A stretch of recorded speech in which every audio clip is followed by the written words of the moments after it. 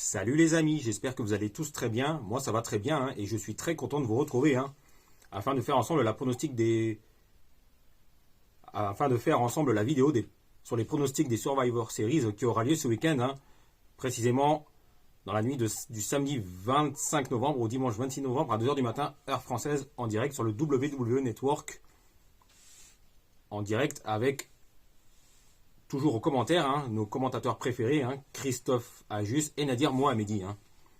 Et à l'heure où je tourne cette vidéo, il y a toujours 5 matchs sur la carte des Survivor Series. Même si... Mais c'est possible que d'ici SmackDown, par exemple, il se peut qu'il y ait d'autres matchs rajoutés. Mais je pense qu'avec les deux War Games matchs, qui risquent d'être quand même assez longs, voire très longs, et je dirais très longs même, je pense que la carte a de grandes chances de rester la même pour jusqu'au jour J. Et juste avant de démarrer, comme d'habitude, n'hésite pas à t'abonner en cliquant sur la petite cloche pour être informé de la sortie des prochaines vidéos, car ça aide beaucoup à continuer à faire grandir la chaîne et ça aide beaucoup pour le référencement. Et aussi, n'hésite pas à me suivre sur mes réseaux sociaux, Facebook, Instagram, YouTube, Twitter. Et ça y est, c'est parfait, on peut démarrer les pronostics. Et comme je disais il y a quelques instants, il y a 5 matchs sur la carte. Et on va démarrer par le Santos Escobar qui va affronter Carlito dans un match classique au Survivor Series. Et pour vous réexpliquer l'histoire, Rey Mysterio défendait son titre face à Logan Paul lors de Crown Jewel, et suite à une intervention de Santos Escobar qui voulait soi-disant aider Rey Mysterio à laisser soi-disant malencontreusement le point américain sur le ring, ce qui avait profité à Logan Paul d'utiliser son point américain sur Rey et remporter le titre de champion des États-Unis. Ce qui fait que lors de la semaine suivante, à SmackDown, Carlito est venu dire à Rey Mysterio que ce n'était pas Logan Paul le problème, c'est Santos Escobar. Qui, voilà, Après on connaît la suite, Santos Escobar a fait son heel turn tant attendu sur Rey Mysterio, en se retournant contre lui. Ce qui fait qu'on a bel et bien, comme prévu, le début de la rivalité entre Rey et Santos. Et ce qui est intéressant, c'est quid de Cruz del Toro et Joaquin Wilde. Est-ce qu'ils vont continuer leur chemin en équipe ou est-ce qu'ils vont suivre Santos afin d'avoir la réunification de Legado del Fantasma, qui a été une très belle faction du côté de NXT. Et depuis quelques semaines maintenant, depuis quelques jours, quelques semaines, on retrouve le Santos Escobar qui était au top à NXT. Et moi, ça fait plaisir de voir ça, car ça fonctionnait très bien à NXT, et j'attends de voir la suite. Et dans un premier temps, vu que Rey Mysterio est blessé pour un moment, je crois, 8 semaines, quelque chose comme ça, et ben... Santos Escobar va dans un premier temps affronter Carlito au Survivor Series. Et pour ce qui est du vainqueur, même si j'adore Carlito, j'ai quand même envie de voir Santos Escobar remporter ce match, puisque afin de permettre à Santos de continuer sur sa lancée, et continuer cette histoire entre Santos lui-même et Carlito en attendant le retour de Rey Mysterio, probablement début 2024, afin de relancer la rivalité entre Rey et Santos. Donc je pronostique une victoire de Santos Escobar. Après, ensuite, on a le match pour le titre intercontinental, et ça fait plaisir parce que ça fait quand même un long moment que Gunther n'a pas défendu son titre intercontinental en PLE. Et la dernière fois, c'était lors de SummerSlam face à Drew McIntyre, et depuis, plus rien, à part les défenses de titre lors des Weekly à Raw. Et ça fait plaisir de voir que le titre intercontinental va être remis en jeu. Et Gunther, comme prévu, va bel et bien défendre son titre intercontinental face à The Miz, qui retrouve du momentum depuis quelques jours. Ça fait plaisir à voir. Depuis qu'elle a effectué son face turn, The Miz retrouve du momentum. Ça fait plaisir à revoir, de retrouver un booking sérieux, crédible. Et ce qui est intéressant, c'est que, hormis la rivalité entre Gunther et The Miz, il y a aussi du coup, entre-temps, Giovanni Vinci et Ludwig Kaiser qui sont du coup aussi en rivalité avec les DIY, Johnny Gargano et Tommaso Ciampa. Et moi je suis très content de revoir les DIY réunifiés à Raw. Car moi, j'ai apprécié beaucoup le DIY, hein, le boulot qu'ils ont fait, hein, très bon à NXT il y a quelques années de cela. Hein. Et ce qui va être intéressant, c'est que est-ce que ouais, ce qui est intéressant, on peut le dire, hein, c'est est-ce que Giovanni Vinci et Ludwig Kaiser vont être en ringside hein, pour avec Gunther et Gargano et Ciampa vont-ils être présents en ringside hein, aux côtés du Miz. C'est plutôt ça la grande question. Hein. Et même si j'aimerais beaucoup revoir le Miz redevenir champion intercontinental, ben pour être honnête, hein, je vois mal Gunther perdre le titre tout de suite. Hein. Car Car Gunther, ça fait maintenant quoi? Ça fait 1 an et demi qu'il est champion intercontinental et là on est déjà au mois de novembre hein, et je me dis que plus ça va, plus je me dis que vaut mieux laisser encore le titre intercontinental à Gunther encore un moment hein, jusqu'à ce que par exemple un Braun Breaker ou Carmelo Hayes arrive dans le roster principal et lui prennent le titre intercontinental à WrestleMania 40 par exemple. Hein. Bah, c'est pourquoi je vais pronostiquer une victoire de Gunther qui reste champion intercontinental. Après, on a le match pour le titre mondial féminin avec Rhea Ripley qui va défendre sa ceinture mondiale face à Zoe Stark. Hein. Et même si j'adore Zoe Stark hein, qui fait un très bon boulot in ring, hein, enfin je vois mal Rhea Ripley perdre le titre. Hein, donc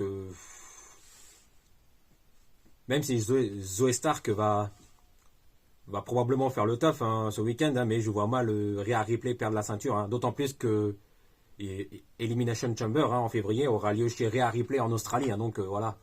C'est pour ça que je vais pronostiquer une victoire de Rhea Ripley qui reste championne du monde féminine. Hein. Donc victoire de Rhea Ripley. Et après, on passe aux 2 Wargames match. Hein. Et tout d'abord, on passe au Wargame match féminin avec le Damage Control avec Io Sky, Asuka, Kairi Sane et Bayley qui vont affronter la team des Face avec Bianca Belair, Charlotte Flair, Shotzi et Becky Lynch hein, qui a rejoint la team Bianca hein, comme prévu. Hein, et d'ailleurs, c'était les rumeurs, hein, c'était les grosses rumeurs de ces dernières semaines. Hein, donc, on a bel et bien Becky qui rejoint la team Bianca. Hein.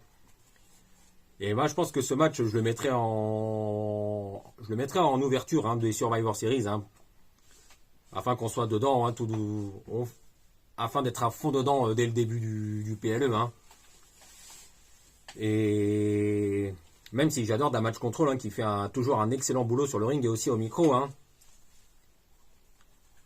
et ben moi je vois bel et bien Bayley essayer d'aider d'une manière ou d'une autre le Damage Control à remporter le match, hein, mais qui au final elle va faire une erreur par inadvertance qui va coûter la victoire au Damage Control, hein, ce qui va profiter à la team Bianca de remporter le match. Et qu'après le match, je verrai bien Bayley se faire éjecter de Damage Control hein, afin de nous amener vers une future rivalité hein, entre Io Sky et Bayley pour l'autre titre mondial féminin hein, lors du Royal Rumble. Hein, je pense que c'est probablement ce qui va arriver. Hein, il y a de grandes chances que ça arrive. Hein. Et du coup, hein, je vais pronostiquer une victoire de la team Bianca.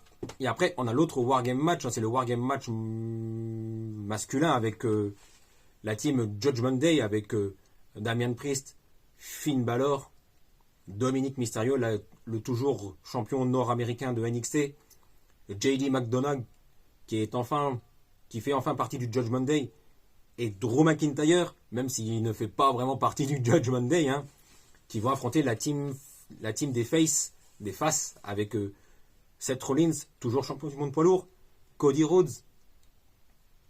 Ensuite, il y a Jey Uso et Sami Zayn. Et comme vous le savez sans doute, hein, depuis la semaine dernière, hein, Drew McIntyre a effectué enfin son heel turn qu'on attendait tous. Hein, on le savait tous que ça allait arriver. Hein, afin de s'allier au Judgment Day. Hein. Et franchement, pour être honnête, je ne vois pas vraiment Drew McIntyre rejoindre le Judgment Day pour autant. Hein, car on sait tous que Drew McIntyre ne fait pas confiance à Jey Uso. Hein, et du coup, hein, je vois mal Drew McIntyre être vraiment rejoindre le Judgment Day, hein, puisque c'est juste qu'il ne fait pas confiance à Jey Uso, hein, et suite à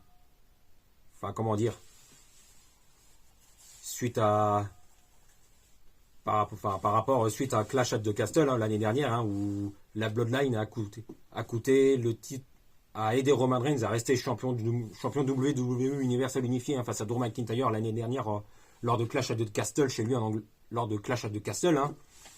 Ce qui fait que Drew McIntyre, depuis plusieurs semaines, on a des segments avec Seth Rollins, et aussi dernièrement où il a dit qu'il n'a jamais digéré sa défaite face à Roman Reigns lors de Clash at the Castle l'année dernière, suite à l'intervention de la Bloodline.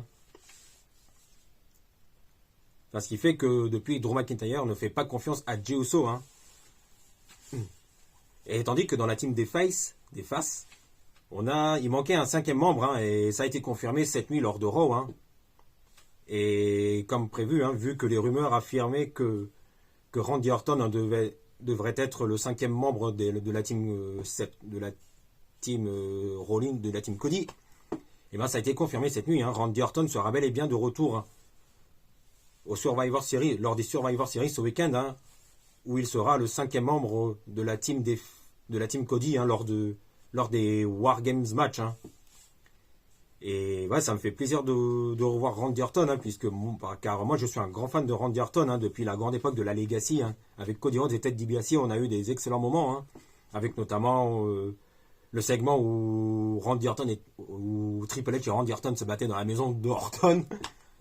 Et ça c'était la grande époque de la génération. C'était la grande époque de la génération NT1. Et il y a aussi. Et Randy Orton a aussi des grands moments. A quand même eu une excellente carrière, que ce soit avec la Legacy ou en solo même. Et notamment lors de la storyline avec l'autorité il y a plus de 10 ans. Il y a même 10 ans. 10 ans. Et moi, Randy Orton, justement, ça fait partie de mes superstars préférés de la WWE, et du monde du catch en général. Et ça va faire. Et le public et Randy Orton, pour son retour lors des Survivor Series, va être applaudi par tout le public de Chicago. Et qui dit Chicago, justement, dit CM Punk. Mais ça, on en reparlera dans quelques minutes. Et pour ce qui est du vainqueur, du Wargame match masculin, je vais pronostiquer une victoire de la team Cody, afin de fêter le grand retour de Randy Orton lors des Survivor Series. Donc je vais pronostiquer une victoire de la team Cody. Et je sais qu'il y a des grosses rumeurs comme quoi CM Punk reviendrait ou pourrait revenir à la WWE. Mais là, c'est un petit peu le flou, tout ça. Car rappelons que les Survivor Series auront lieu ce week-end à Chicago, qui est la ville natale de CM Punk. Et du coup, après la victoire de la team Cody lors du main event, lors des War Games match masculin, dans le main event des Survivor Series. Et là, je me dis que si CM Punk revient vraiment à la WWE, je verrais bien CM Punk faire son grand retour lors des Survivor Series, à la toute fin du PLE, à la toute fin du PLE, et faire son grand retour et célébrer avec son public, le public de Chicago, et du coup, fêter son retour à la WWE, à Chicago, chez lui, lors des Survivor Series. Mais ça, on ne sait pas si CM Punk reviendra à la WWE ou pas, mais ça, c'est une autre histoire. Voilà, je crois que c'est tout pour aujourd'hui. Et moi, ça m'a fait plaisir ça me fait plaisir de faire cette vidéo avec vous, afin de faire les pronostics des Survivor Series, car la carte est vraiment excellente, et le PLE va être excellent. Et comme d'habitude, n'hésite pas à t'abonner, et de cliquer sur la petite cloche, pour être informé de la sortie des prochaines vidéos, car ça aide beaucoup à continuer à faire grandir la chaîne, et ça aide beaucoup pour le référencement. Et n'hésite pas à me suivre sur mes réseaux sociaux, Facebook, YouTube, Instagram, Twitter. Et on se retrouve très vite pour parler de football et de catch.